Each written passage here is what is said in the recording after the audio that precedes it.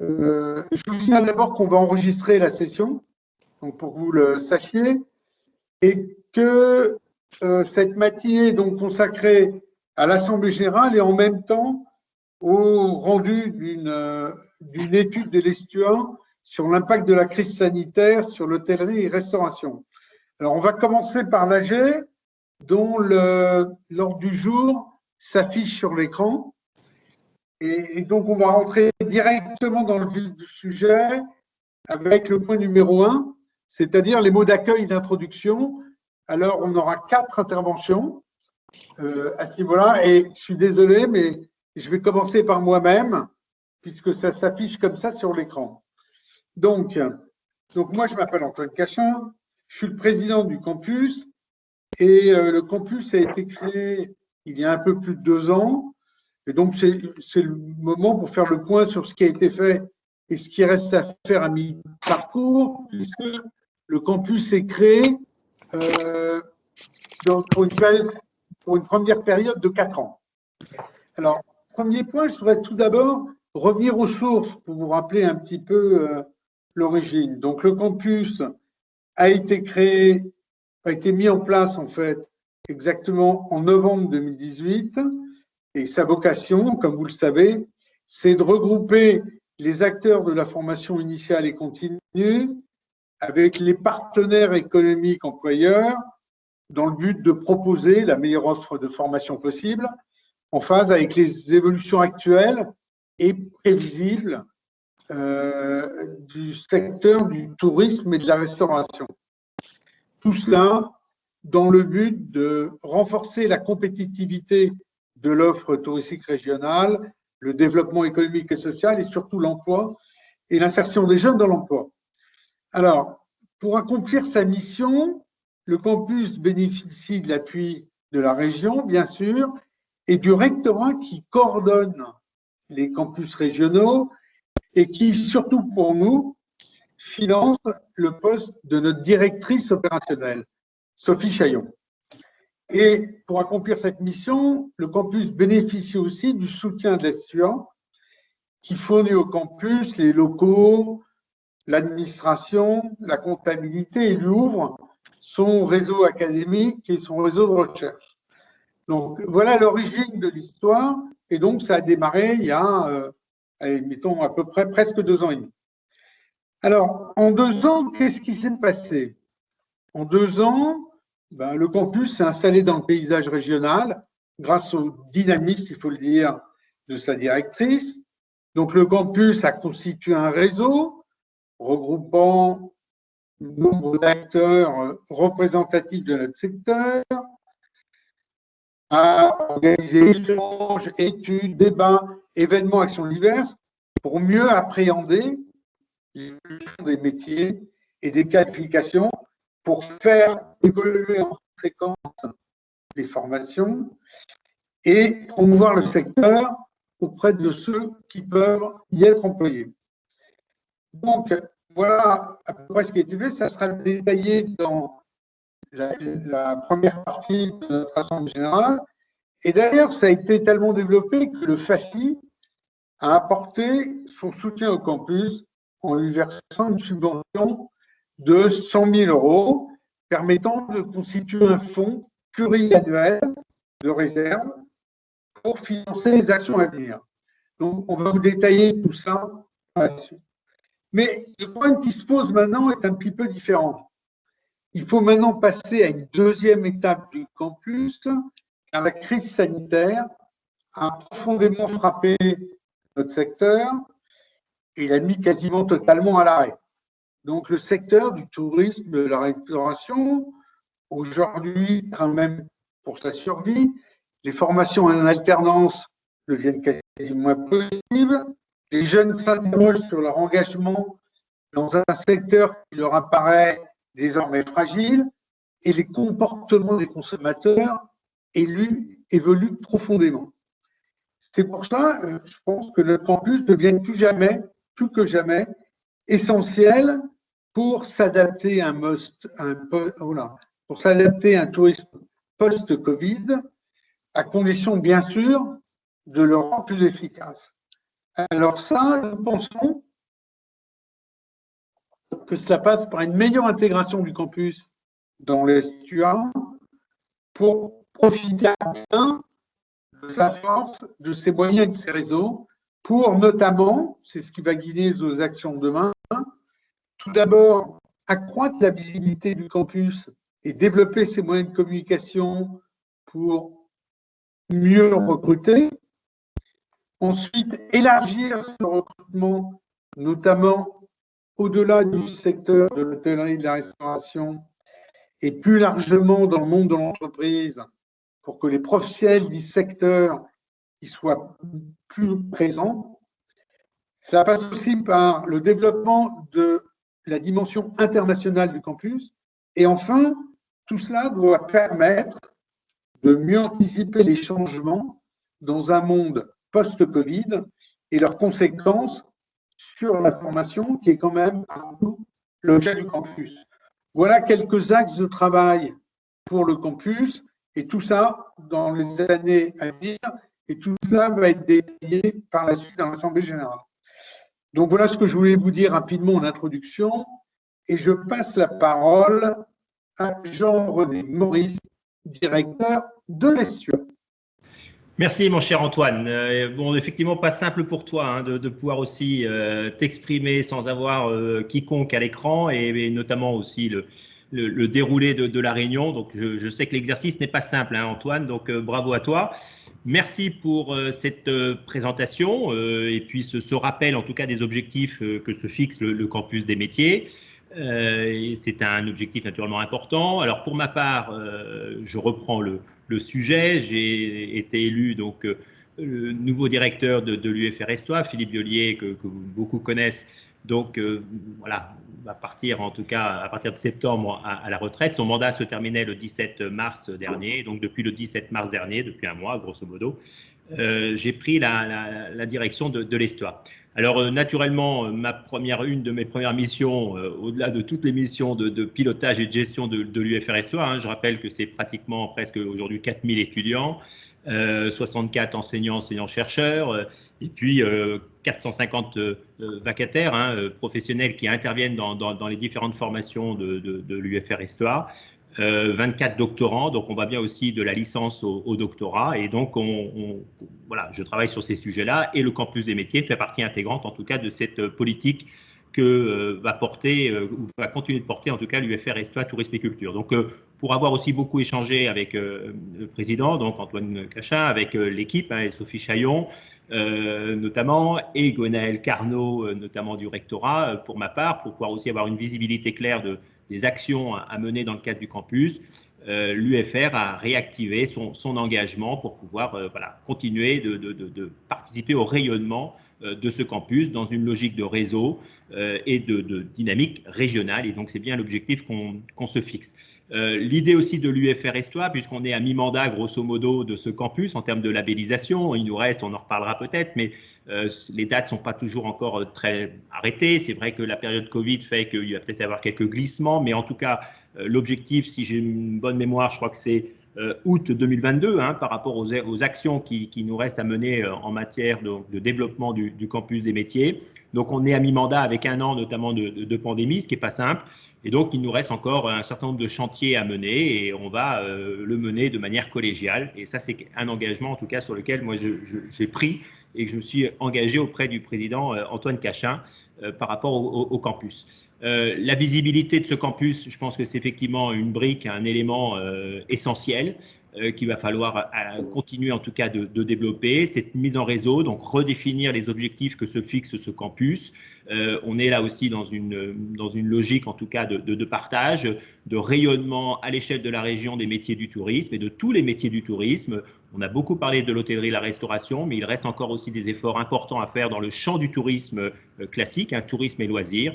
Et donc, c'est une activité sur laquelle moi, je vais consacrer en tant que directeur de l'UFR Estoie du temps aux côtés des équipes, hein, et notamment de Sophie Chaillon. Et on parlera tout à l'heure de Guillaume Raoul, puisque la nouveauté, notamment dans le cadre de l'engagement de l'UFR Estoie aux côtés du campus des métiers, va être notamment de déléguer une personne, un enseignant de l'équipe pédagogique de l'UFR Estoie, Guillaume Raoul, qui se présentera tout à l'heure, qui est un gestionnaire, un 06 comme on dit dans le milieu universitaire, donc un gestionnaire plutôt spécialiste entre autres du marketing digital, donc je pense que ça va être aussi très, très utile, et qui va travailler notamment avec Sophie Chaillon, qui sera le référent notamment de l'UFR Estoie pour le quotidien du campus des métiers et pour pouvoir travailler de concert avec Sophie Chaillon au développement notamment du campus. Donc je pense qu'il va y avoir aussi un soutien supplémentaire qui va être apporté pour pouvoir justement définir une feuille de route qui va être présentée aujourd'hui,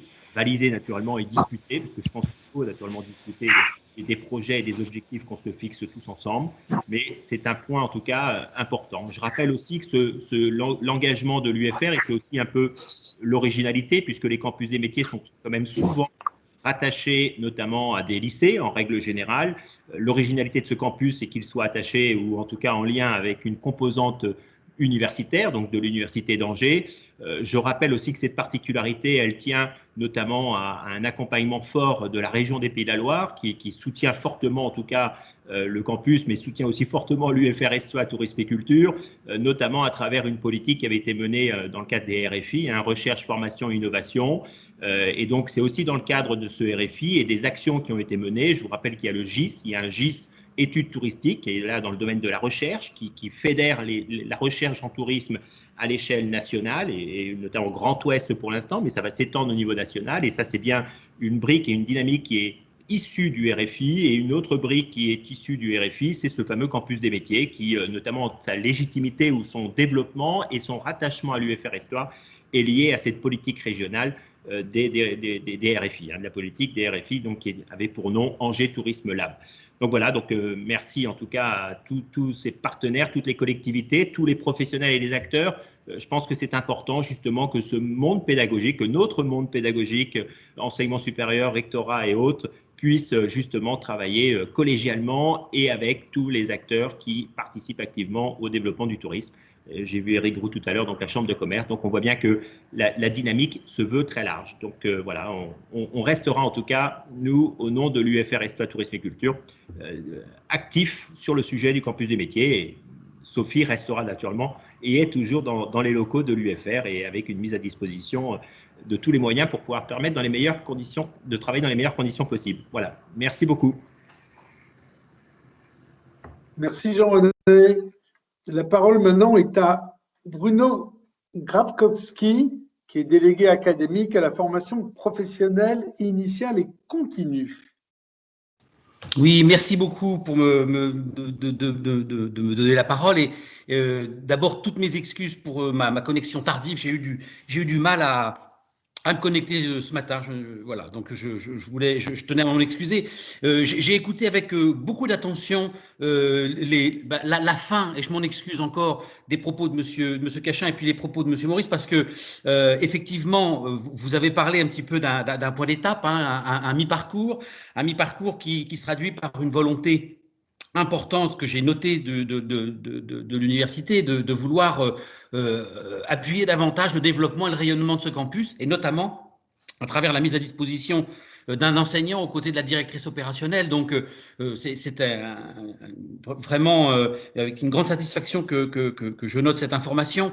Je dois dire que le rectorat, de son côté, maintiendra son engagement au niveau du campus, notamment à travers la mise à disposition, comme vous le disiez, monsieur Maurice, de la directrice opérationnelle, puisque le rectorat finance l'ensemble des directeurs opérationnels, et également le poste de DAFPIC adjointe de Mme Carnot, qui coordonne sur l'académie l'ensemble des campus, des métiers et des qualifications. Juste un petit point d'information sur ce réseau de campus, parce que c'est important qu'on ait une vision un peu partagée de l'actualité de ces campus. Les nouvelles ont été plutôt bonnes ces derniers temps à propos de nos campus, malgré cette période particulièrement difficile qui est celle de cette crise sanitaire. Alors, période plutôt bonne puisque nous avons vu enfin arriver la labellisation du campus au Mans sur l'automobilité, auto-mobilité.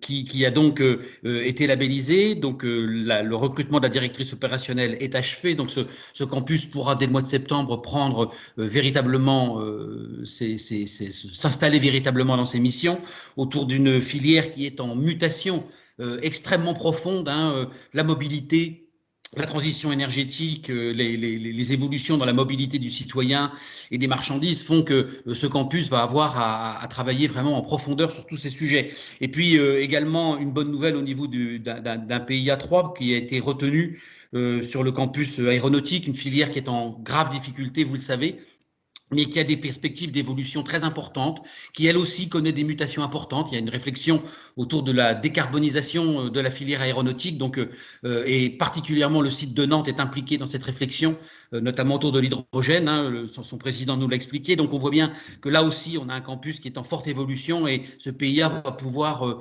vraiment l'accompagner et le soutenir dans ce développement. Donc pour revenir sur la filière touristique, bah effectivement, vous l'avez souligné, la période sanitaire touche gravement cette filière. Je pense que le campus a effectivement toute sa place dans la réflexion et dans les évolutions de cette filière autour de ce qui s'est produit et du redémarrage qu'il y aura à faire. Et donc effectivement, son rayonnement de ce campus, vous avez beaucoup insisté dessus, Monsieur Maurice, me semble être effectivement un point extrêmement important. Je souligne également, et vous l'avez dit, que ce campus est porté par l'université. C'est une singularité dans notre académie. Là aussi, on doit se réjouir de la diversité du portage de ces campus, hein, qui fait que nous avons une véritable richesse dans les Pays de Loire autour des 7 campus. C'est beaucoup pour une seule région académique qui sont labellisés. Donc, je tenais particulièrement à remercier l'engagement de l'université au nom de Monsieur le Recteur, que j'excuse, qui ne peut être à nos côtés ce matin. Et je suivrai avec attention les travaux de l'Assemblée générale de ce matin. Un grand merci à tous.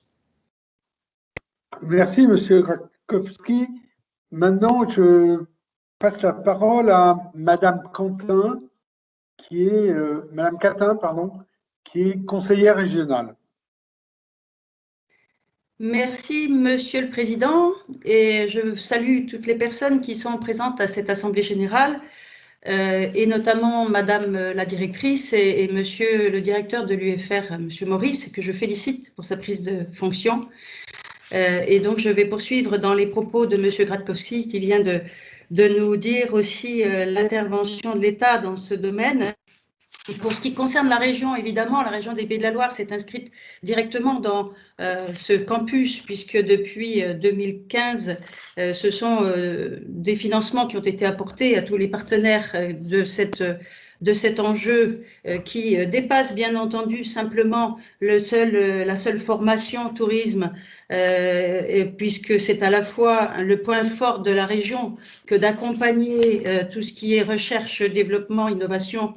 Et Monsieur Maurice en a fait largement l'écho, donc je ne vais pas en rajouter sur les RFI, mais l'importance, en effet, de cet accompagnement s'est inscrit dans le temps et durablement. C'est pourquoi nous sommes effectivement présents dans l'accompagnement de ces campus, et particulièrement sur celui-ci, puisque l'enjeu du développement du tourisme dans la région des Pays de la Loire n'est pas à justifier. C'est un enjeu d'attractivité, en effet, qui est extrêmement important. Nous voyons bien que les filières que sont l'hôtellerie, restauration, le voyage, le transport, le sport, l'animation, et vous avez parlé aussi de ces loisirs, en effet, vers lesquels il faut s'orienter. Tout ça va permettre d'aller même vers des nouvelles filières de développement en ce qui concerne des métiers, les nouveaux métiers, et dont vous parliez que la difficulté commence à se faire connaître. Nous écoutons l'actualité tous les jours et nous voyons bien qu'en termes de tourisme, l'adaptation va être de mise, puisque l'adaptation au tourisme post-Covid est tout à fait à inscrire dans les nouvelles mesures que nous devrons valoriser et accompagner. En ce qui concerne les enjeux d'attractivité et l'adaptation des formations aux besoins des entreprises, la région s'inscrit en effet vraiment dans cette démarche.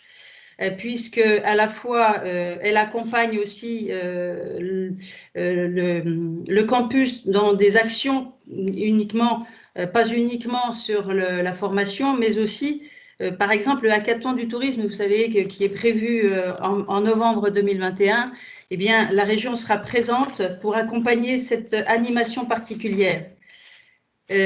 En tout cas, le tourisme et l'hôtellerie, qui sont une filière économique très identifiée, sont pour nous des éléments très importants, vous savez, qui sont aussi fortement discutés au sein du comité régional du tourisme. Et les questions qui se posent en termes d'attractivité pour reconquérir l'international, vous l'avez dit, c'est en effet reconquérir des places de marché. Les régions sont toutes non pas complémentaires seulement, mais bien entendu aussi en concurrence, même s'il va nous falloir réfléchir sur une qualité de tourisme plus durable et aussi travailler, je veux dire, sur l'éducation du touriste. Et ça, ce sont vraiment aussi des sujets qu'il va falloir travailler parce qu'un touriste, j'allais dire, doit être maintenant un ambassadeur de sa région. Que les personnes qui viennent de l'étranger ou qui viennent de l'extérieur doivent pouvoir aussi transmettre les valeurs que nous sommes en mesure de porter sur la manière dont nous traitons le tourisme. Donc le tourisme, c'est notre patrimoine, ce sont nos paysages, c'est notre environnement et c'est aussi la manière dont les gens se comportent justement pour le valoriser. Donc l'équilibre pour accompagner tous ces territoires, bien entendu, parce que l'objectif est de n'en oublier aucun. Donc il est bien évident que toutes les régions ont aussi leurs points forts. La nôtre a un certain nombre d'enjeux particuliers et d'atouts qu'il nous faut valoriser au sein justement des fédérations diverses de l'hôtellerie, de la restauration ou des métiers du sport qui permettent aussi de notifier et de bien rendre plus évidentes nos particularités. Plus de compétitivité puisqu'il nous faut soutenir les professionnels dans le développement de leurs offres et surtout en cette période difficile, les aider à être prêts lors de la réouverture de leurs établissements puisqu'en effet, les nouvelles annonces nous permettent d'avoir de l'espoir et d'avoir une saison qui s'annonce quand même aussi très florissante. Nous l'espérons pour tous. L'année dernière, nous avons vu qu'il y a eu une forte réaction économique qui a été très impactante et très intéressante. Et donc, nous savons que tous les professionnels sont prêts, sont dans les starting blocks et nous sommes là aussi pour les accompagner. Et enfin, donc justement, plus de proximité, et c'est là où le comité régional du tourisme notamment est tout à fait à l'écoute de tous les professionnels et aussi des partenaires que vous êtes, bien entendu, avec l'école, l'Estua, le campus, etc. Je terminerai en disant que nous avons aussi une fierté, c'est-à-dire que ces campus dont vous avez développé, Monsieur le Président, qu'ils sont au nombre de 7, le campus notamment de l'hôtellerie-restauration et des métiers de l'accueil du tourisme font des petits, j'allais dire des filiales qui sont très présentes sur les territoires. Je veux parler par exemple de celui de Saumur et l'Estua étant partenaire du futur pôle de formation qui va pouvoir s'ouvrir au mois de juin, en tout cas pour accueillir les nouveaux élèves à partir de septembre. C'est une fierté que d'avoir accompagné et d'avoir participé à ce campus. Et nous voyons bien que c'est aussi un établissement pilote qui va regrouper à la fois, donc, pour ce qui concerne Saumur, l'Estua, mais aussi les étudiants des écoles d'infirmiers et de soignants, les CIFAS, et aussi les compagnons du devoir. Donc, en termes de transversalité, puisque tous les métiers doivent aussi s'ouvrir et la formation est aussi une compétence de la région, l'idée est aussi que tous les acteurs de tout le monde économique se parlent, se côtoient et qu'il n'y ait plus de frontières, j'allais dire de barrières entre toutes les possibilités que peuvent avoir nos jeunes qu'ils soient de notre région ou d'ailleurs, de pouvoir travailler chez nous, de rester, de fabriquer des emplois qui soient aussi des emplois non délocalisables ou qui soient des emplois de demain qui sont encore même à inventer. Voilà, sans vouloir être plus longue, en tout cas, vous dire que la région est effectivement très présente et je suis ravie d'être à vos côtés pour entendre aussi toute l'analyse qui va être faite par la suite du tourisme dans la région des Pays de la Loire. Merci beaucoup. Merci beaucoup, madame. Je propose maintenant qu'on aborde le deuxième point de l'ordre du jour, qui est le bilan des actions. C'est-à-dire, on va regarder un peu dans le rétroviseur ce qu'on a fait. Et pour ça, je passe la parole à Sophie Chaillon. Oui, merci Antoine, merci à tous. Bonjour déjà à toutes et à tous que je n'ai pas salué. Donc nous allons démarrer cette rétrospective par un événement qui s'appelle les Tourism BTS Days, qui est l'une des briques du Festival international du tourisme qui est porté par l'UFR STUA Tourisme et Culture, et qui s'adresse à tous les étudiants de BTS et à leurs enseignants, non seulement de la région ligérienne, mais également de l'ensemble du territoire français. L'objet de ces Tourism BTS Days, c'est de se faire découvrir à ces étudiants et aux enseignants un pays et son développement touristique de façon un petit peu différente, c'est-à-dire qu'on associe à la fois des moments pédagogiques, mais également des moments plus conviviaux, ludiques, avec l'organisation à la fois de tables rondes, des ateliers pratiques. La Chine notamment, il y avait des ateliers origami et d'une initiation au tai chi, et des moments de détente, de jeux, avec des concerts, des cours de danse, des jeux concours, etc. L'édition de 2019 était consacrée donc à la Chine, puisque c'était le pays invité du festival, sur 2 jours en présentiel. On avait encore le droit de se regrouper à ce moment-là. Ils ont réuni 430 étudiants et enseignants sur les 2 jours, et ils ont été accueillis à cette occasion par 80 étudiants chinois et français de l'UFR STUA. En 2021, le pays invité était le Mexique. Là, crise sanitaire oblige, l'édition a été complètement 100% digitale sur une journée.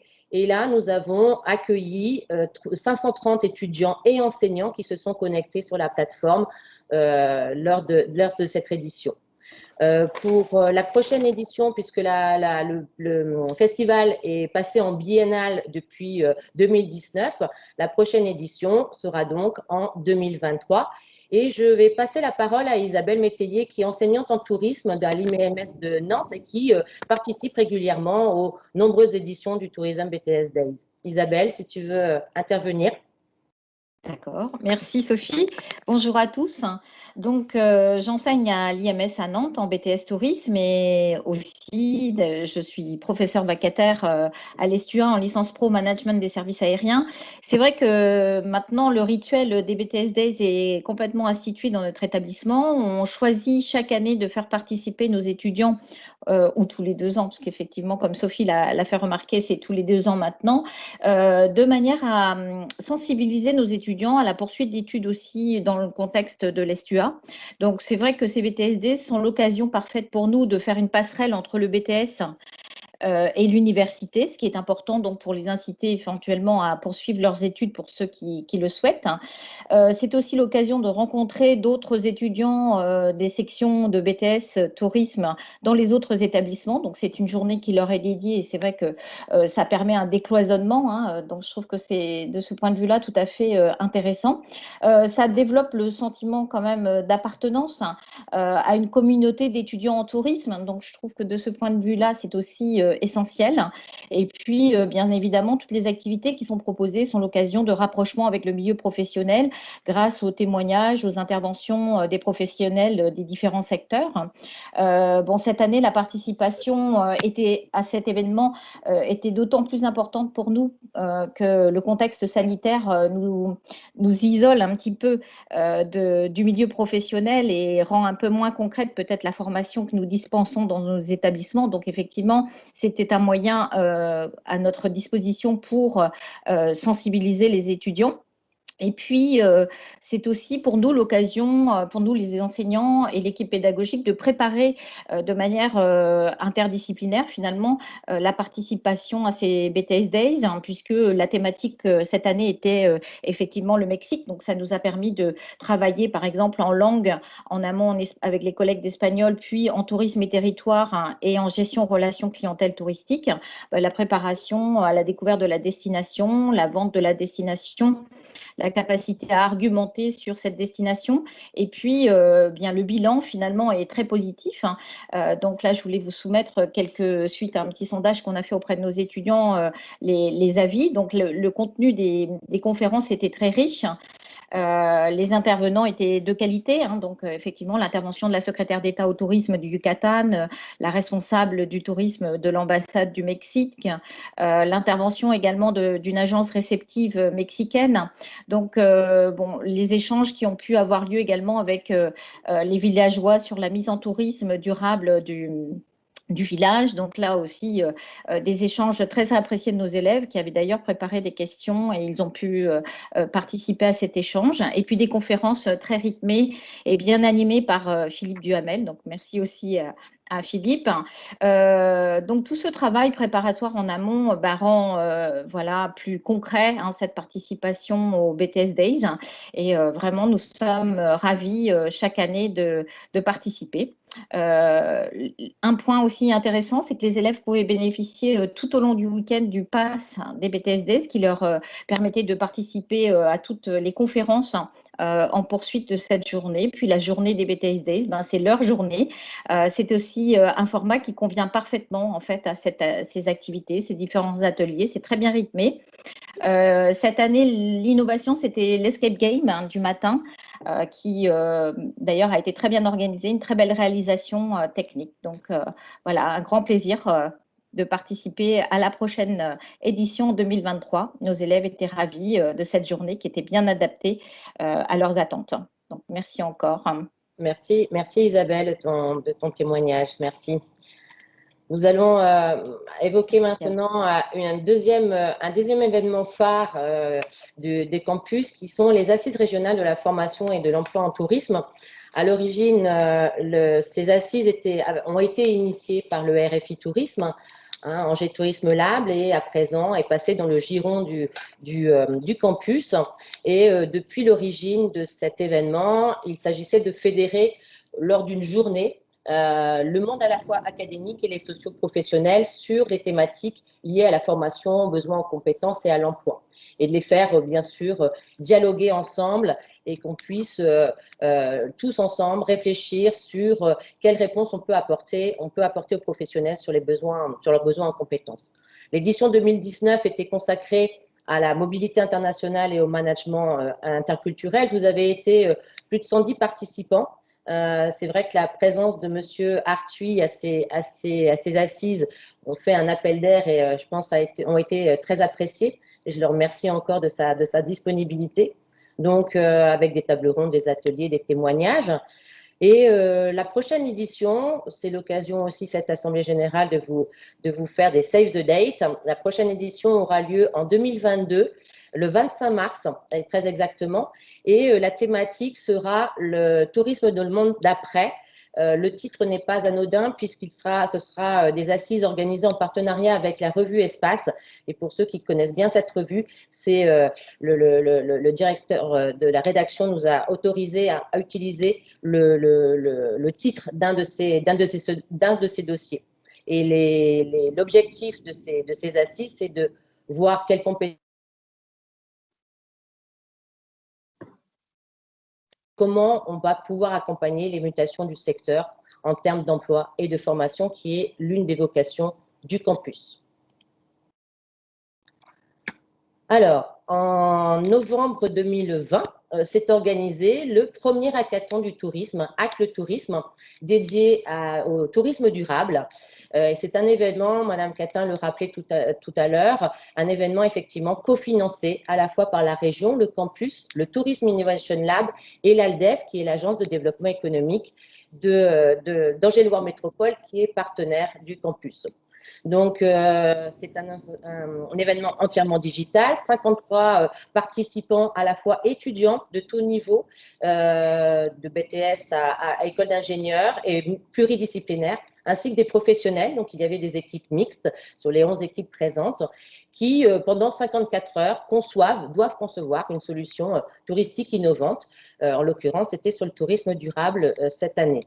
Je vais passer la parole justement pour témoigner de la participation de ces étudiants à ce premier hackathon à Christine Gattard, qui est enseignante en tourisme au lycée Atlantique de Luçon et dont justement ces étudiants ont remporté le 2e prix lors de cette première édition sur un projet d'écotourisme précisément. Christine, est-ce que tu veux bien intervenir? Oui, tout à fait. Merci Sophie. Bonjour à tous. Donc effectivement, quelques mots sur Hack le tourisme. Une très belle expérience, très riche pour nos étudiants. Nous avions cette année 2 équipes qui se sont inscrites. Et sincèrement, je pense que cette expérience a été très riche pour tous les participants. Déjà, au niveau de l'esprit du campus, je pense qu'on est tout à fait dans cet esprit, dans la mesure où ça permet bien sûr à plusieurs équipes de travailler en équipe, mais de travailler aussi en relation avec les autres. Et c'est vrai que nos étudiants ont vraiment apprécié le fait de pouvoir travailler avec des professionnels déjà engagés qui faisaient partie d'autres équipes et des liens se sont créés, des liens qui perdurent pour certains d'entre eux. Donc on est tout à fait dans cet esprit-là. Les étudiants ont été très bien accompagnés également par des coachs qui étaient présents, qualifiés, qui leur ont donné de bons conseils, qui les ont motivés, parce que c'est vrai que pour des étudiants autour de 18-20 ans, c'est quand même une aventure que de devoir, en l'espace de si peu de temps, produire un projet, faire des propositions. Un autre axe, un autre aspect qui a été très riche pour nos étudiants, c'est de véritablement mettre en pratique un travail de groupe dans le cadre d'un projet avec une finalité, puisque à l'issue de la période de préparation, il y avait une préparation devant un jury. Donc, trouver sa place dans un groupe, savoir écouter les autres, savoir déléguer, trouver des synergies, mettre en place une cohésion, tout ça, ça a été très important et les étudiants qui ont participé se sont frottés à ça et ils ont beaucoup appris. Par ailleurs, ils ont approfondi des compétences qu'ils apprennent à travailler dans le cadre du BTS Tourisme et dans le cadre de leur stage.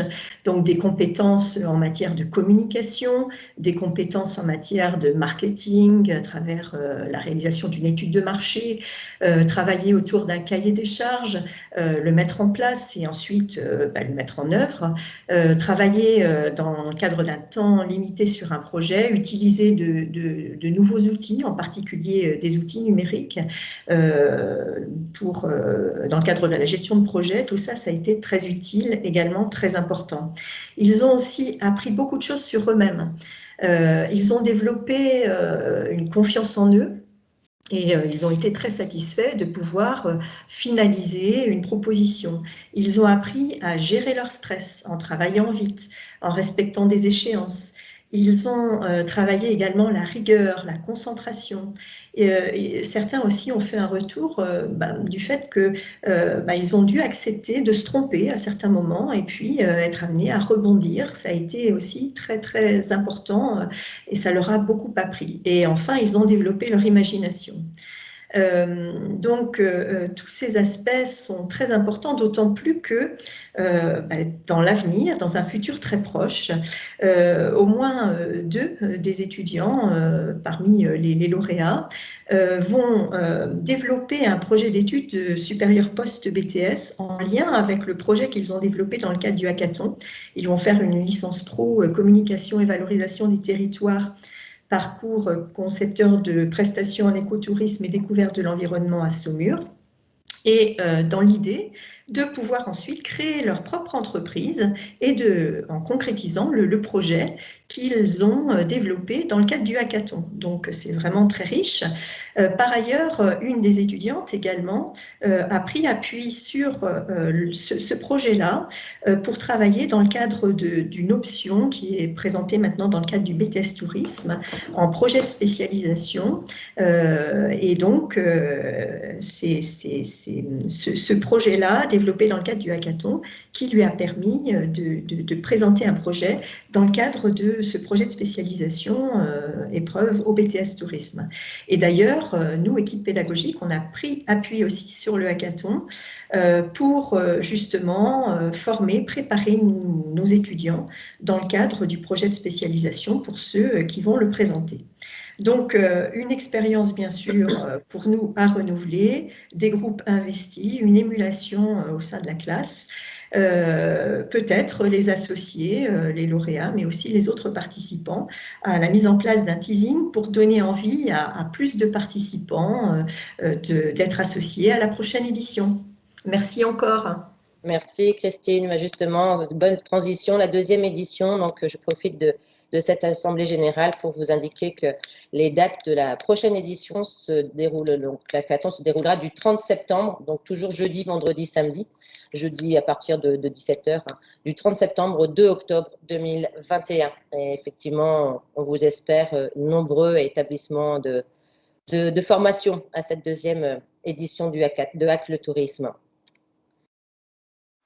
Le 23 mars 2021, le campus est associé au Tourism Innovation Lab pour co-organiser les 4e rencontres de l'innovation touristique. L'idée, c'était de rapprocher effectivement les professionnels de l'écosystème touristique et de l'innovation avec ceux de la formation, qui, les partenaires académiques du campus sont nombreux et n'ont pas forcément accès à tout cet écosystème.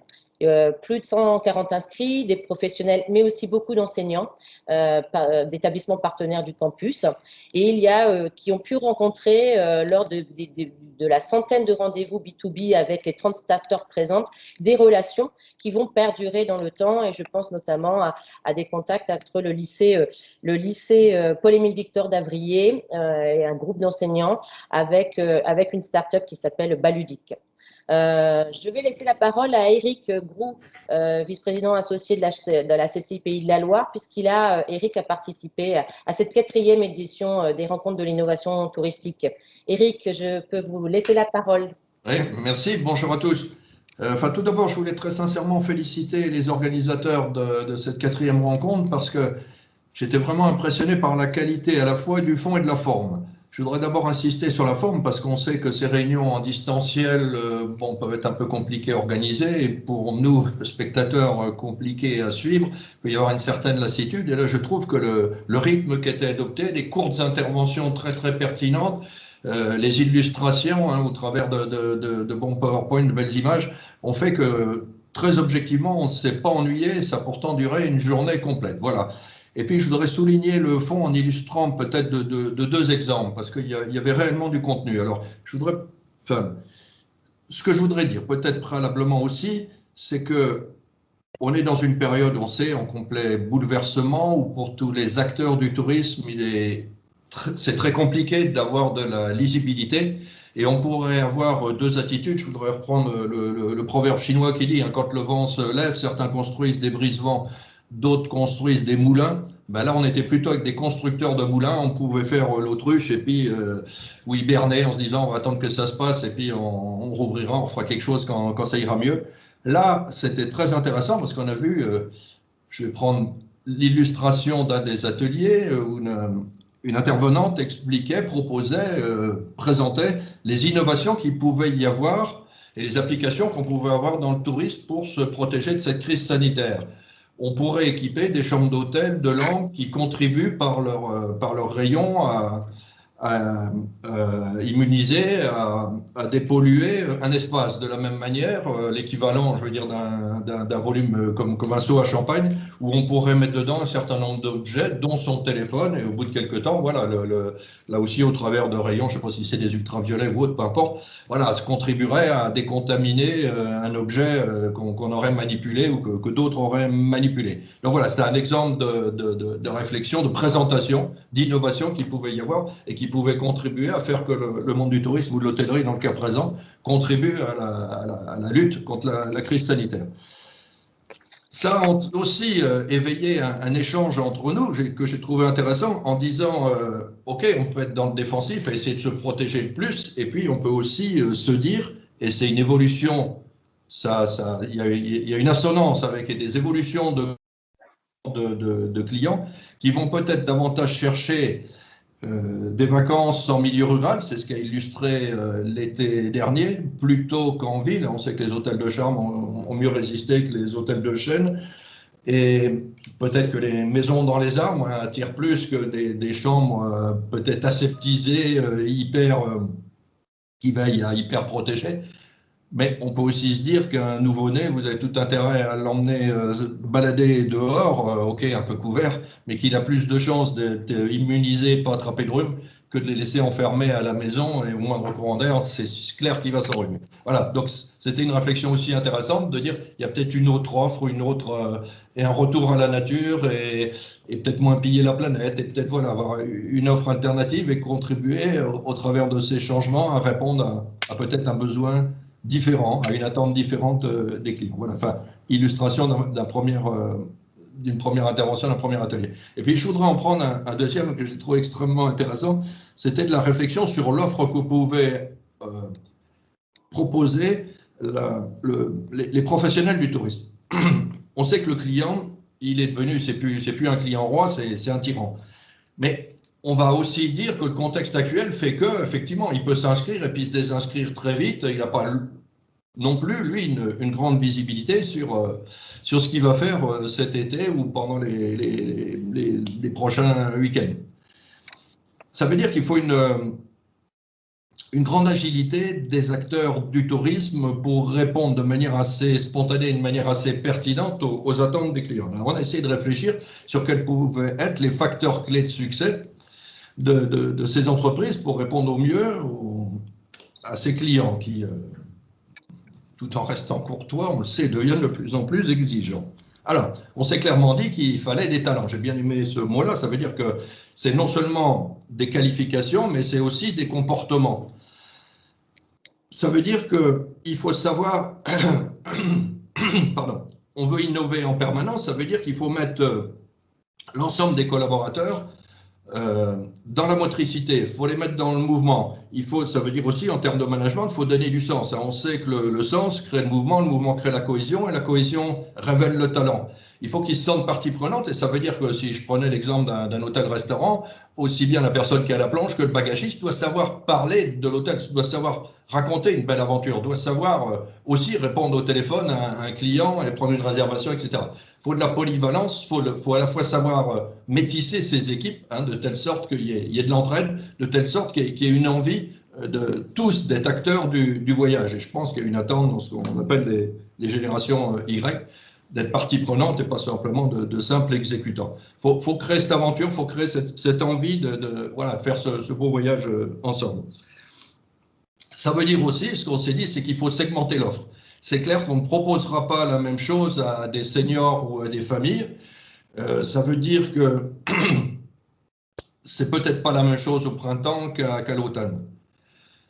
Un facteur accélérateur de performance aussi, c'est l'appartenance à un réseau. Et il est clair que là, notamment avec les offices du tourisme, il y a un travail à faire ensemble pour avoir une offre pertinente. C'est peut-être l'Anjou en montgolfière, c'est peut-être la Loire à vélo, c'est même sûrement tous ces thèmes-là.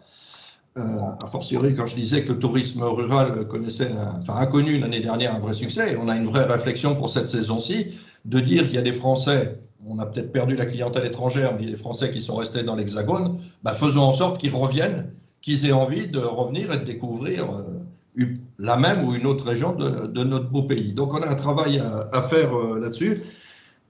Et il n'y a pas de doute que tout seul, c'est un peu difficile. Si on est en réseau, si on travaille avec d'autres acteurs et avec une tête de pont, type un étendard, type l'Office du tourisme, cela aide. Ça veut aussi dire qu'on a une offre et qu'on est très ancré sur le territoire. J'aime bien cette réflexion de Thierry Marx, je crois qu'il le décrit dans un de ses derniers bouquins, c'est de dire il faut qu'on reconquiert, et lui il le dit évidemment pour sa cuisine, de la ruralité. C'est clair que l'offre qu'on doit faire, non seulement dans l'assiette, mais également dans l'offre touristique, on ne propose pas la même chose à Strasbourg qu'à Biarritz ou à Nantes ou à Angers qu'à Lille ou qu'à Paris ou qu'en Haute-Savoie. Donc ça veut dire qu'il faut retravailler cette ruralité, il faut retravailler cette pertinence, cet ancrage au territoire. Et puis le troisième point que je voudrais souligner, et je voudrais féliciter le président et toutes les équipes qui animent ce campus, parce que moi j'ai trouvé que ça jouait vraiment bien ce rôle de metteur ensemble. On sait que l'un des facteurs clés de succès de l'économie de nos territoires, c'est cette capacité à travailler dans la transversalité, on le sait, de ne pas travailler en silo, certains disent sur meute, voilà. Et je trouve que ce beau campus ASVAD, comme les autres campus qu'évoquait Régine Catin tout à l'heure, hein, sont des accélérateurs de performance. Hein. Alors, si j'ai commencé par un proverbe chinois, je vais finir par un proverbe africain, et on sait bien tous que tout seul on va plus vite, mais ensemble on va plus loin. Voilà, et bravo encore pour cette belle manifestation. Merci beaucoup Eric pour votre témoignage et votre analyse de la journée. Merci infiniment. Je vais passer très brièvement sur cette slide puisque c'est juste pour vous rappeler qu'effectivement, il y a eu une réalisation d'une étude d'impact dont les résultats vont être révélés par Gwenaëlle Greff, donc, qui est directrice du département hôtellerie, restauration événementielle de l'Estua, et 2 de ses étudiants de Master 2. À la suite de cette assemblée, en deuxième partie de cette assemblée générale. C'était juste pour vous rappeler très brièvement le contexte. Donc, c'est sur une demande notamment d'Ala Sabatier, qui est président des hôteliers de l'UMI 49, qui est membre du comité d'orientation stratégique du campus, qui a souhaité effectivement initier cette étude en partenariat avec le groupe Logis Hôtel. Et l'idée, c'était de recenser les innovations de l'offre qui avaient émergé lors de la crise sanitaire, repérer celles qui peuvent perdurer et également étudier les comportements des nouveaux consommateurs, des consommateurs. Gwenaëlle et ses étudiants ainsi que Monsieur Karim Soleilabou, donc dans la deuxième partie, vous expliqueront ça de façon plus détaillée, bien évidemment. Je vais passer assez rapidement sur cette étude. Maintenant, je voudrais également évoquer la collaboration que le campus a avec et en lien avec les groupes de travail qui sont organisés dans le cadre des contrats d'objectifs sectoriels régionaux, emploi, formation, orientation. Il y en a 2, puisqu'il y a deux OPCO qui sont concernés, et donc leurs branches, par définition, donc qui sont l'ACTO et l'AFDAS, notamment sur le volet orientation, attractivité des métiers, avec tout un travail collectif et collégial qui se fait sur les représentations des métiers en tension. On a travaillé lundi dernier sur le métier de serveur notamment, pour déconstruire les idées reçues qu'on a sur ces métiers-là et pouvoir communiquer et instaurer et peut-être programmer une campagne de communication de grande ampleur de façon à adapter notre discours, nos propos auprès des publics cibles concernés. Et pour ce faire, je vais passer la parole à Françoise Marais et Denis Gaïné, qui sont respectivement chefs de projet sectoriels sur les deux COS et qui sont de la région, bien évidemment. Françoise et Denis, je peux vous laisser la parole pour intervenir et développer un peu plus ce propos. Merci Sophie, bonjour, je commence. Vas-y Denis, vas-y. Je suis mal poli, je prends la parole avant ma collègue, mais on s'était mis d'accord avec elle. Bon, très bien, pas de souci. Je commence à intervenir. Donc oui, bonjour à toutes et tous. Donc Denis Gaïné, chef de projet sectoriel. Donc juste pour resituer rapidement ce qu'est un contrat d'objectif sectoriel, parce que tout le monde ne le sait pas forcément. Nous définissons donc un contrat d'objectif avec les fédérations professionnelles présentes en région, donc les fédérations professionnelles de branche. Là, vous parliez de l'hôtellerie-restauration. L'OPCO, ACTO, donc pour le cas du contrat d'objectif sectoriel évoqué, et les partenaires publics, donc région, rectorat et direct devenu DRETS depuis peu. Donc l'idée de ces contrats d'objectifs, c'est effectivement de travailler sur 4 axes, tout ce qui est observation, donc portrait sectoriel pour aider à la décision sur des sujets en lien avec l'emploi, formation et l'orientation. Donc là, Sophie Chaillon a commencé à parler de l'orientation, on va y revenir tout de suite. On travaille aussi sur les axes de formation, donc notamment l'adéquation entre les besoins des entreprises et puis la cartographie de la formation. Et on travaille aussi au niveau de ces contrats sur des aspects accès à l'emploi, aide au recrutement, insertion professionnelle, maintien en emploi. Voilà, donc les contrats d'objectifs balayent assez large sur tous les sujets emploi, formation, orientation. Et donc sur le volet orientation, l'attractivité des métiers est un sujet qui est traité dans tous les contrats d'objectifs sectoriels, avec les 11 OPCO et donc dans les 11 contrats par mes collègues et moi. C'est un sujet essentiel, comme vient de le dire Sophie Chaillon, qui effectivement fait partie de nos réflexions au travers des groupes techniques. Nous faisons travailler donc tous les signataires du contrat d'objectifs et partenaires associés métiers, les partenaires étant par exemple Pôle emploi, le campus des métiers, voilà, sur des sujets effectivement en lien avec l'attractivité des métiers. C'est ce qu'on a fait cette semaine effectivement sur une petite séance d'idéation en ligne sur le métier de serveur. Ces sujets d'attractivité, par exemple, peuvent amener à terme à une action définie dans le contrat d'objectif, comme je le fais sur mon autre contrat, par exemple, avec le secteur de la construction, donc bâtiments et travaux publics, où nous allons, pour vous donner un exemple, travailler pendant un an et demi à un recensement des idées reçues, à un travail sur la déconstruction des idées reçues, à un travail aussi sur les messages à faire passer en fonction des cibles de public auprès de tous les publics, jeunes, parents, demandeurs d'emploi, personnes en reconversion, pour essayer d'attirer le plus de monde possible dans le secteur de la construction, qui est un secteur qui recrute. Alors, il n'y a pas forcément la même situation économique actuellement avec, bien sûr, l'hôtellerie-restauration, mais c'est pour dire que la démarche est intéressante et qu'il faut la prolonger effectivement en lien avec ce que fait le campus pour travailler sur les aspects effectivement de déconstruction des idées reçues, de donner envie à des personnes de tout âge et de toute orientation, de tout profil socio-professionnel, pour venir dans les métiers effectivement de l'hôtellerie-restauration. Voilà, je passe la parole à Françoise pour compléter. Merci Denis. Merci Denis. Bonjour à tous. Donc en complément des propos que Denis vient de tenir, peut-être vous préciser que le premier contrat qui a été adopté là en décembre dernier est consacré au secteur tourisme, culture, sport. Et le mot est plus long, mais on va se limiter à 3 appellations. Et dans ce cadre de ce contrat, sont associées les fédérations donc des offices de tourisme et de l'hôtellerie de plein air. Donc voilà, un travail sera mené en effet sur l'axe de l'orientation, et ce travail sera mené avec le campus, mais également avec le périmètre que vient de vous indiquer Denis, qui est le périmètre de l'OPCO-ACTO. Voilà, puisqu'on va retrouver donc des métiers qui seront similaires entre les deux secteurs. Celui qu'il vient d'évoquer sur les serveurs en restauration, mais également sur les métiers de gouvernants, d'accueil et d'autres. Donc, dans les mois à venir, un travail sera renforcé au niveau aussi des publications que peut faire le rectorat et la région. Et il y aura un projet autour de ce qu'on appelle une vidéo 360 degrés qui sera mise à disposition d'un public jeune et également sans doute dans les orientibus. Un axe également qui sera travaillé dans le cadre du contrat tourisme, culture, sport sera autour de partenariats travaillés justement entre le campus et les fédérations professionnelles de branche. Voilà ce qu'on peut vous en dire. Merci.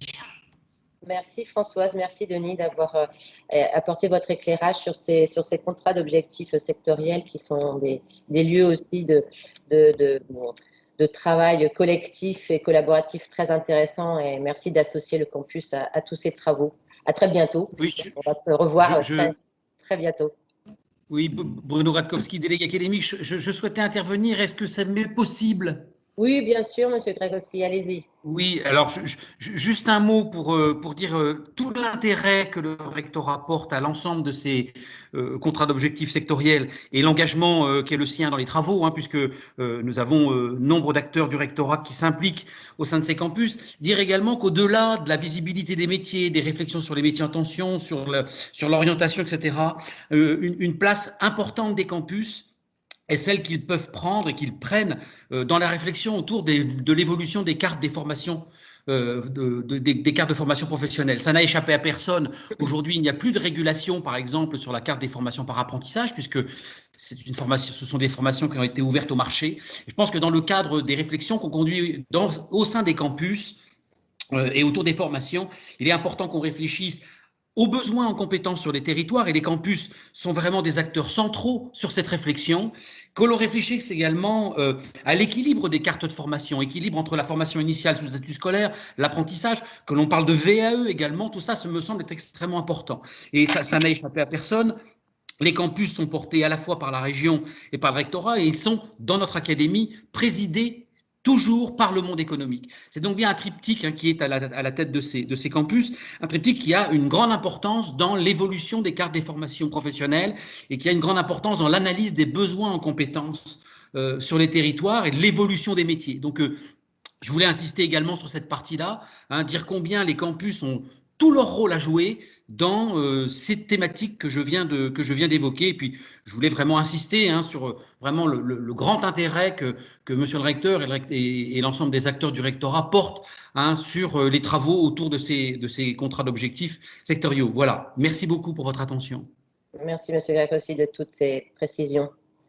Et merci encore à Françoise et à Denis pour leur intervention. Dernier point assez rapide concernant ce bilan. Ça va clore le bilan 2019-2020.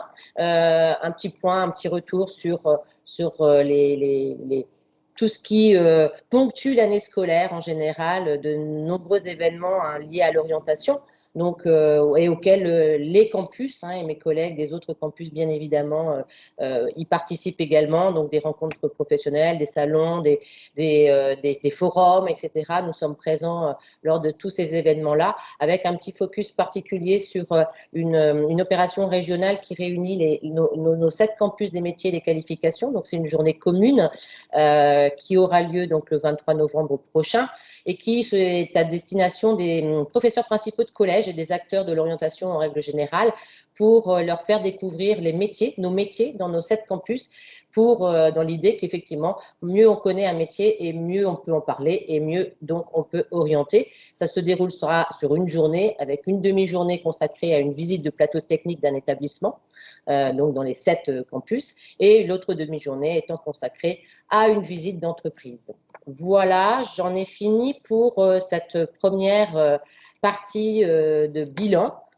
Merci. Merci Sophie. Alors, on va passer maintenant au projet, ce qu'on compte faire dans plutôt la deuxième moitié de 2021 et 2022. Alors, on va vous faire une liste des projets, mais je voudrais vous rappeler que ne sont pas repris ici des projets déjà annoncés, notamment les Assises du tourisme, le 25 janvier 2022, le hackathon, qui lui aussi a été annoncé. Et donc, nous allons aborder ces nouveaux éléments avec en plus une nouveauté, comme on a parlé Jean-René Maurice, l'arrivée d'un référent de l'ESTUA à l'intérieur du campus, et qui va donc plutôt se consacrer à tout ce qui va concerner la visibilité et le rayonnement du campus. Donc, Sophie, à vous de nous présenter les différents intervenants. Merci Antoine. Donc, nouveau projet qui a été initié et lancé au sein du campus en début 2021 est un projet qui tourne autour des Open Badges et notamment la création d'Open Badges Campus des métiers et des qualifications tourisme. Très brièvement, pour ceux qui ne connaîtraient pas ce système de validation. Qu'est-ce qu'un Open Badge? C'est une image numérique où sont enregistrées effectivement des informations concernant une personne et qui tend à rendre visible, vérifiable et valorisable ses expériences et ses apprentissages dits informels. Donc, tout ce qui est en dehors, bien évidemment, de ce qui peut être validé sur un cursus diplômant. Et ça nous a paru intéressant parce qu'effectivement, des compétences telles que le sens de l'accueil ou le sens de service qui sont primordiaux dans les métiers du tourisme, c'est difficile à valider, c'est difficile à rendre visible, c'est difficile à valoriser. Donc, on a créé un groupe projet sur ce sujet-là, dont font partie les 2 intervenants à qui je vais laisser la parole, qui sont Estelle Lucas, qui est animatrice régionale à la Fédération régionale des MFR, et Jean-Charles Huette, qui est responsable développement de l'entreprise TEDRA France Intérim, ça nous paraissait intéressant dans ce groupe projet que à la fois des entreprises et des représentants du monde de l'enseignement soient autour de la table pour créer ces badges. Estelle et Jean-Charles, je vous laisse à présent la parole et intervenir sur ce sujet. Bonjour à tous. On t'entend très faiblement, Estelle. Ouais, alors je vais essayer de me rapprocher. Oui, voilà, c'est mieux, merci. Donc moi, je vais essayer de vous expliquer un petit peu ce que l'on a fait sur ce groupe de travail et vous donner un petit peu les intérêts des Open Badges du point de vue des apprenants demandeurs d'emploi et puis l'intérêt des Open Badges au sein du campus pour les partenaires. Je laisserai peut-être Jean-Charles Huette plutôt traiter la partie intérêt pour les entreprises et l'entreprise qu'il représente. Donc, comme vous disait Sophie, les Open Badges, c'est un système de reconnaissance des compétences et aptitudes informelles qui sont en plein développement actuellement, notamment au Pays de la Loire, puisqu'il y a un collectif qui s'appelle Badgeons les Pays de la Loire, dans lequel auquel nous participons au niveau du réseau des MFR. Et en fait, quand au niveau du campus, l'idée des Open Badges est apparue, on a trouvé ça intéressant parce que de notre côté, on y réfléchissait aussi pour les métiers de l'hôtellerie, restauration, tourisme. Et ça paraissait intéressant de faire quelque chose de plus global et plus collectif en y impliquant aussi un collectif qui réunissait le monde de l'entreprise et le monde de la formation.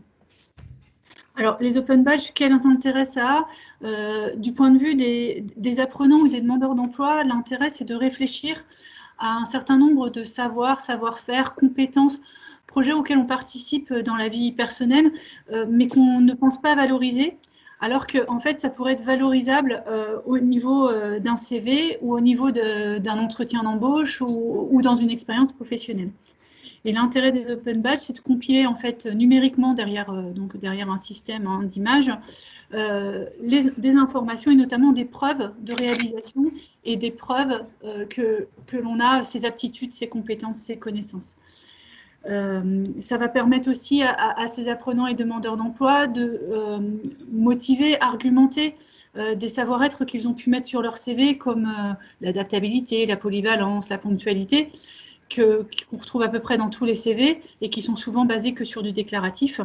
Et donc, grâce au badge, en fait, on va pouvoir avoir réfléchi beaucoup plus en amont sur ces savoir-être et savoir-faire.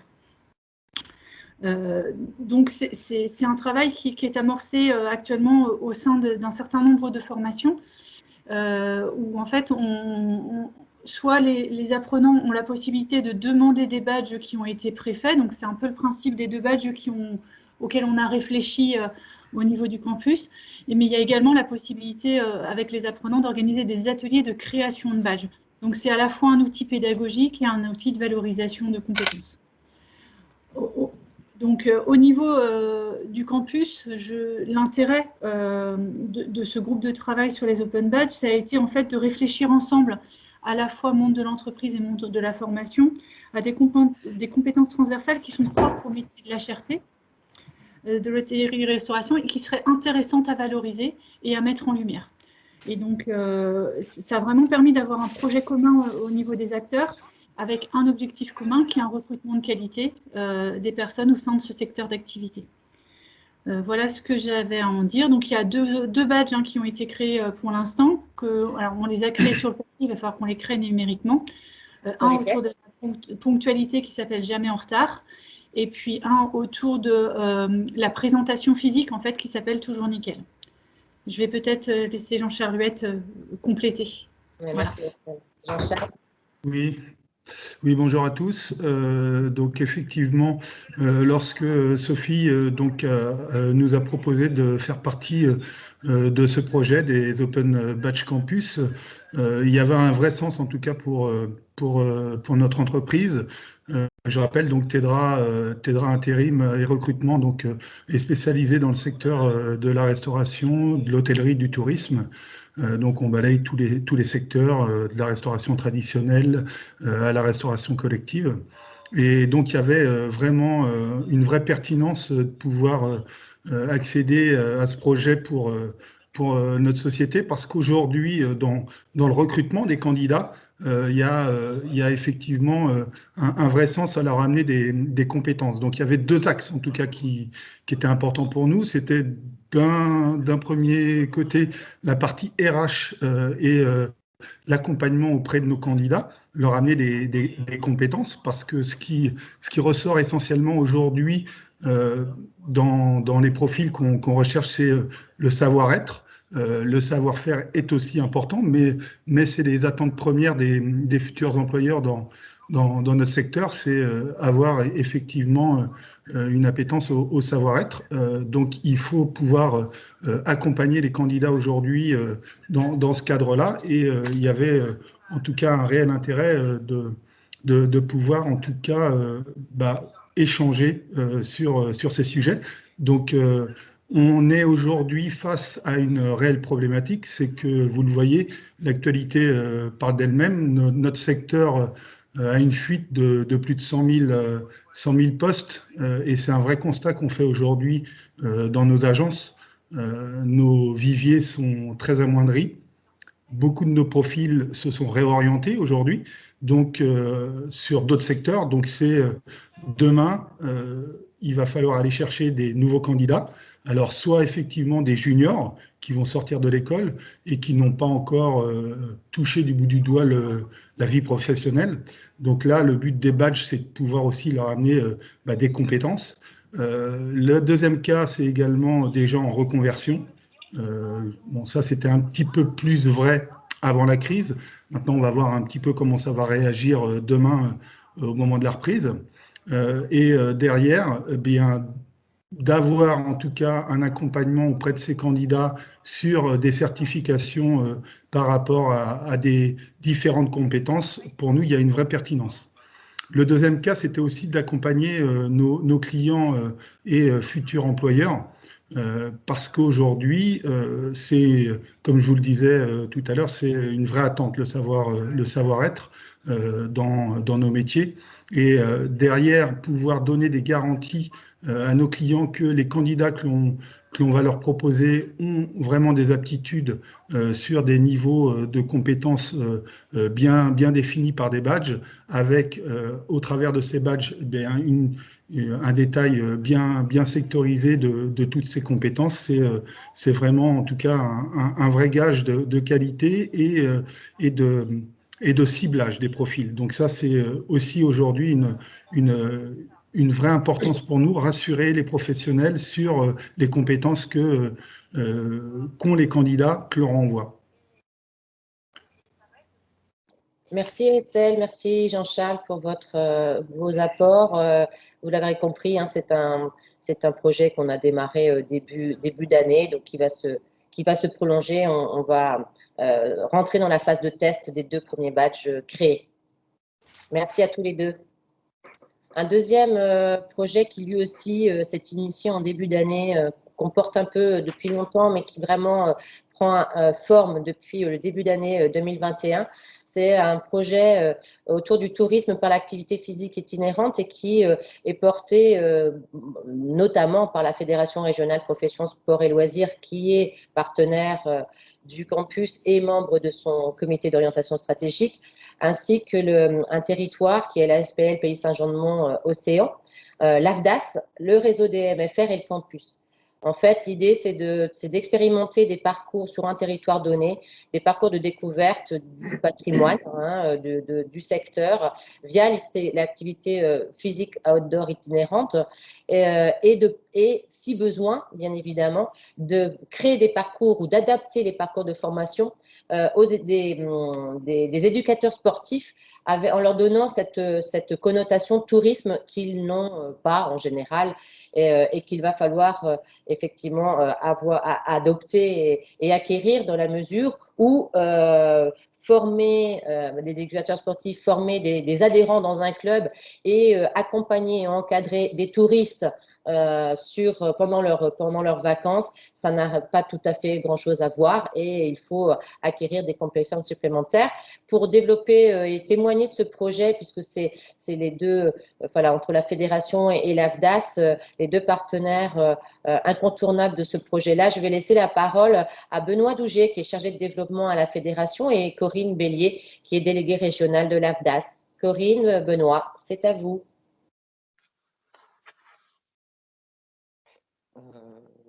Je vais commencer. Benoît Douget de Profession Sport et Loisirs Pays de la Loire.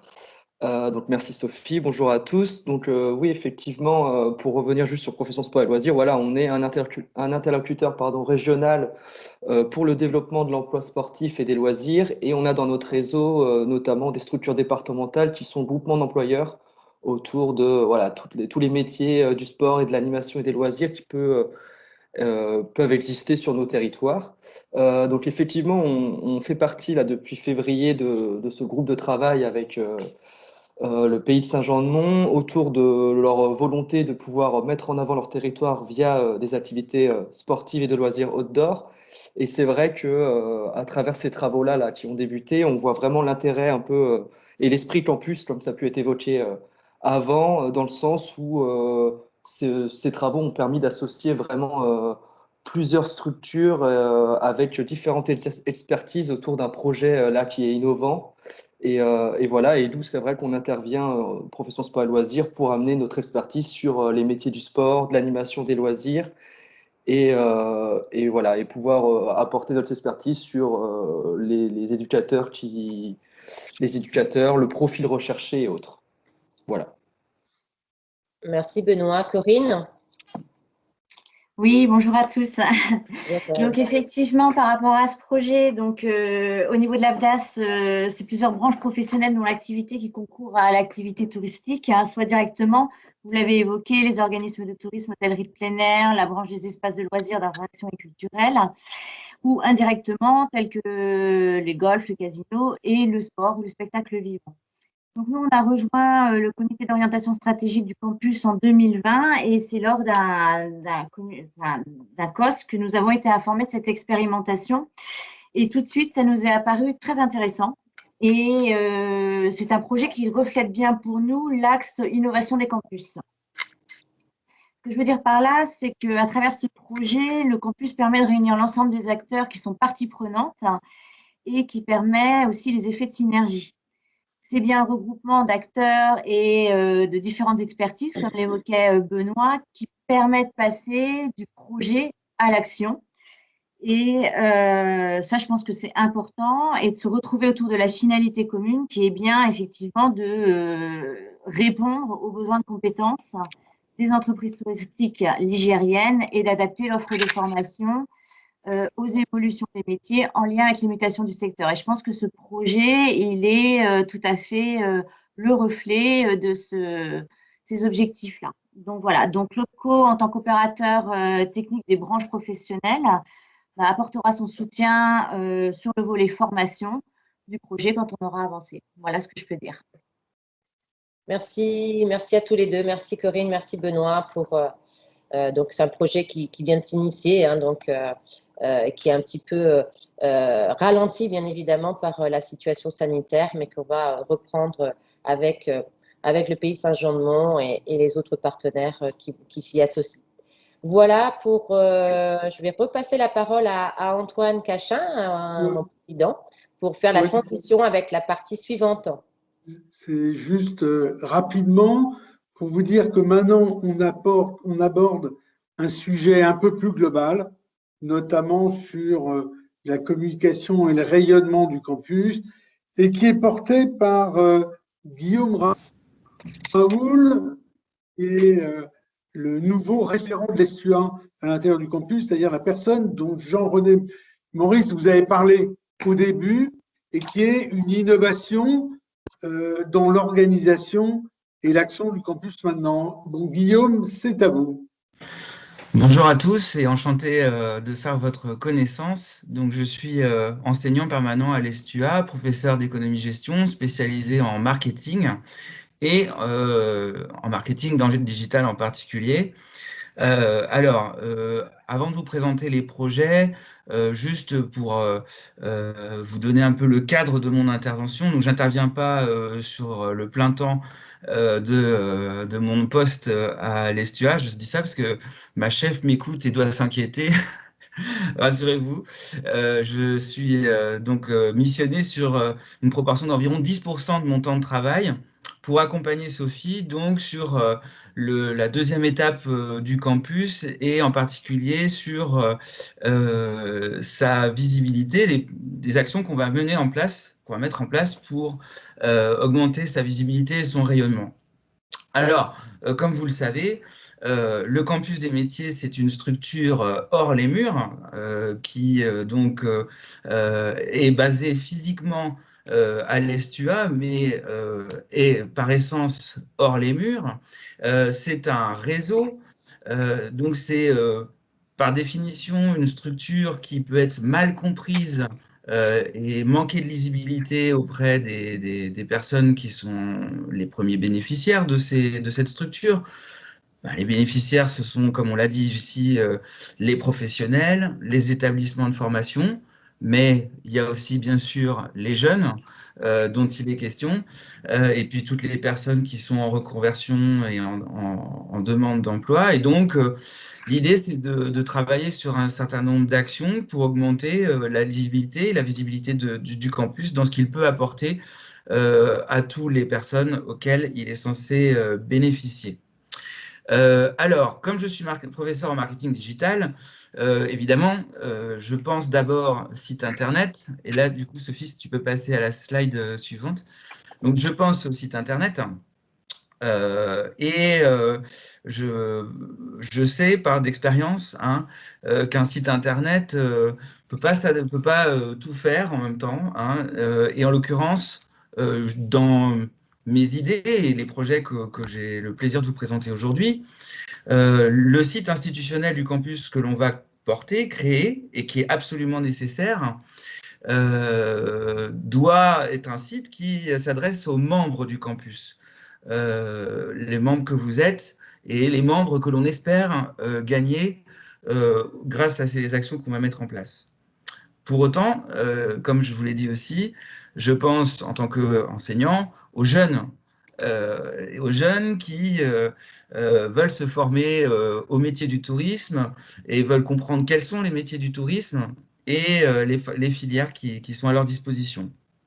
Et pour cela, nous proposons avec Sophie donc de porter une initiative auprès d'une structure qui s'appelle le Réseau thématique national du tourisme, qui est une structure qui fédère en réalité tous les campus du tourisme de la France. Ils sont au nombre de 11, si je ne me trompe pas. Et donc, avec Sophie, nous aimerions que ce réseau thématique national soit porteur d'une initiative qui est de créer un site internet national pour les jeunes. Parce qu'on a compris, si vous voulez, que c'était pas forcément le plus efficient que chacun des 11 campus du tourisme fasse son site à destination des jeunes de son côté. Autant qu'on se réunisse, et nous, avec Sophie, on veut être porteurs de cette initiative. En tout cas, militer pour que cette initiative se fasse au niveau national grâce au réseau thématique national auquel le campus des Pays de la Loire appartient. Voilà, donc ça c'est pour la partie site internet. Et voilà, en tant que professeur de marketing digital, je sais que ce qui fait le succès d'un site internet, au-delà de sa clarté, de sa lisibilité, c'est aussi qu'il soit appuyé sur des contenus. C'est ça aussi la grande opération qu'on veut mener avec Sophie, c'est une production de contenu conséquente. Alors, qu'est-ce qu'on entend par contenu? On entend évidemment, on parle de vidéos, puisque ce sont les contenus les plus appréciés en ce moment. Et donc, à quelle vidéo on pense? Bien, par exemple, je donne un exemple tout à fait concret. On a entendu parler de beaucoup de projets aujourd'hui, des projets voilà, magnifiques que porte déjà le campus par l'intermédiaire de Sophie. Eh bien, ces projets déjà qu'on doit mettre en valeur. Ce sont les actions du campus. Et donc, elles doivent être lisibles grâce à la production de vidéos. Mais c'est aussi vous, en tant que membre, quel est votre travail, quelle est votre interactions, quelles sont vos coopérations avec le campus des métiers. Notre objectif aussi avec Sophie, ce sera d'accroître la visibilité des membres du campus auprès des autres membres. Déjà, c'est déjà un travail qui est très important. Et puis, dans un troisième axe que l'on souhaite porter, c'est la création d'une série d'entretiens avec des partenaires du secteur de la presse spécialisée professionnelle sur les grandes thématiques du tourisme, de l'hôtellerie et de la restauration.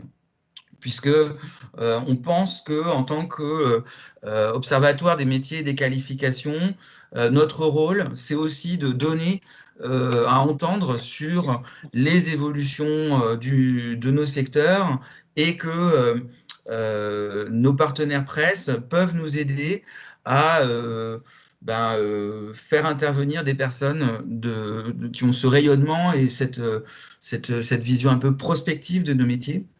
Et donc, vous donner à voir, à entendre ces entretiens, et pas seulement au moment des assises régionales de la formation, qui bien sûr est un événement que l'on souhaite se voir reproduire, mais tout au long de l'année. Et donc, ce qui implique que cette stratégie de contenu soit visible sur notre site, mais évidemment, on compte avec ces contenus également accroître notre présence sur les réseaux sociaux, YouTube évidemment, mais pas uniquement, Twitter, LinkedIn, les réseaux professionnels. Et puis, si ce projet de site à destination des jeunes voit le jour, ce qu'on va essayer de porter avec Sophie, évidemment, là, ce ne sera pas les mêmes réseaux sociaux qui seront visés, on sera plutôt sur des réseaux à la mode aujourd'hui, comme chez les jeunes, comme TikTok, Snapchat, Twitch, puis ces réseaux que vous connaissez peut-être. Voilà, donc 2 sites, 2 stratégies de contenu et 2 types de réseaux sociaux visés. En plus des actions qu'on a déjà évoquées aujourd'hui et qui ont vocation à être reproduites. Et puis voilà, j'avais prévu une dernière slide, mais ça reprend des éléments que j'ai donnés. C'est vrai que tous ces projets d'action de visibilité, pourquoi on les met en œuvre? Parce que déjà, la durée de vie du campus, comme vous le savez, est soumise à reconduction éventuelle. Et donc, on va être comptable de nos résultats. Et le résultat, ce sont nos actions, ce sont aussi nos nombres d'adhérents, ce seront l'envie que tous les partenaires ont que ce campus continue à exister. Et donc voilà, c'est vraiment dans cette perspective que vont être mis en place les projets que l'on va porter avec Sophie. Voilà, je laisse la parole, Sophie. Merci Guillaume, je vais repasser la parole merci beaucoup pour ton intervention. Je vais repasser la parole à Antoine Cachin pour la partie budget. Merci Sophie. Donc on a vu à peu près ce qu'on a fait, ce qu'on prévoit de faire, et maintenant il faut voir rapidement comment tout cela peut être financé. Alors je vous propose, comme on est un peu en retard, de passer direct, de laisser tomber ce qui a été réalisé en 2020 et de passer directement au budget prévisionnel 2021. Et ça, c'est juste pour vous montrer à peu près la structure financière qu'on a pu mettre en place. Donc, vous voyez à droite, côté recettes, on voit très clairement le soutien du rectorat, le soutien de l'ESTUA et le soutien de la région, avec en plus une innovation cette année, un fonds de réserve, voilà, qu'on utilise à hauteur de 30 000 €, qui est la fameuse fonds de réserve dont je vous ai parlé, les 100 000 € qui nous avaient été alloués par le FAFI et qu'on utilise annuellement, mais qui nous permet justement d'envisager des actions dans la durée. Et côté dépenses, on voit là aussi les ressources humaines, où on retrouve l'action de la directrice et du dernier intervenant. Après, le de fonctionnement, et surtout, on retrouve là encore les actions, en tout cas toutes celles qui nécessitent réellement des financements. Et vous voyez qu'il y a de gros financements sur l'hackathon et les BTS Tourisme Day et essentiellement sur le projet de communication et de rayonnement du campus. Donc voilà globalement, traduit en chiffres, ce que représente l'action du campus. Donc là, nous arrivons à la fin de cette assemblée générale, ou en tout cas de sa première partie. Et donc, nous avons quelques instants, pas trop longtemps malheureusement, mais je vous propose de vous passer la parole pour ceux qui auraient des questions, des interrogations, des commentaires à faire.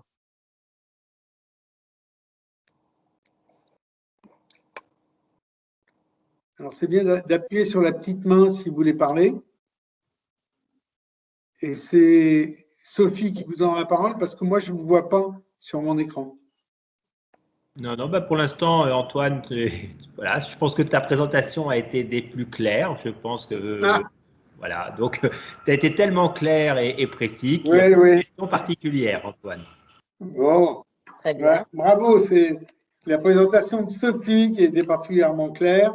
Bon, bah écoutez, je vous remercie. S'il n'y a pas de questions, je vous remercie pour votre présence. J'espère que vous avez pu avoir une vision synthétique de ce qu'a fait le campus et de ce qu'il compte faire maintenant.